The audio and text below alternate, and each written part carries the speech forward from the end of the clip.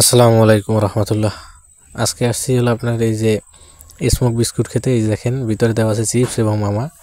এই চিপস এবং মামা দিয়ে হলো এই স্মোক বিস্কুট তৈরি করা হয়। আর স্মোক বিস্কুট এটা আসলে বিস্কুটের ভিতরে ধোয়া দেওয়া হয়, অর্থাৎ এটা হলো আপনার অন টাইম। একবার দিলে 2-1 মিনিটের ভিতরে এটা শেষ হয়ে যায়, এটা থাকে না। যার কারণে এই মামাটা ব্যবহার করেন, কারণ মামাটার ভিতরে ফাঁকা থাকে এবং এই চিপসের ভিতরে ফাঁকা থাকে, যাতে ধোয়াটা ভিতরে প্রবেশ করতে পারে। এই কারণে আপনার এইগুলো ব্যবহার করা হয়, অন্যান্য বিস্কুট দেওয়া হয় না। তো এটাকে মামাকে আমরা বিস্কুট হিসেবে বলে চালাই, অর্থাৎ স্মোক বিস্কুট। এই যে দেখেন উনি কীভাবে করে এটা। এই যে একটা ওনার আছে, সেখান থেকে ধোয়াগুলো নিল, ধোয়া একটা লিকুইড জাতীয় জিনিস নিল, এই যে ঢাললো। এই দেখেন এই যে এটা লাগা দেবে, তারপরে আপনার এটা স্মোক বিস্কুট রেডি হয়ে গেলে। যে এই হলো আপনার স্মোক বিস্কুট তৈরি হয়ে গেলে।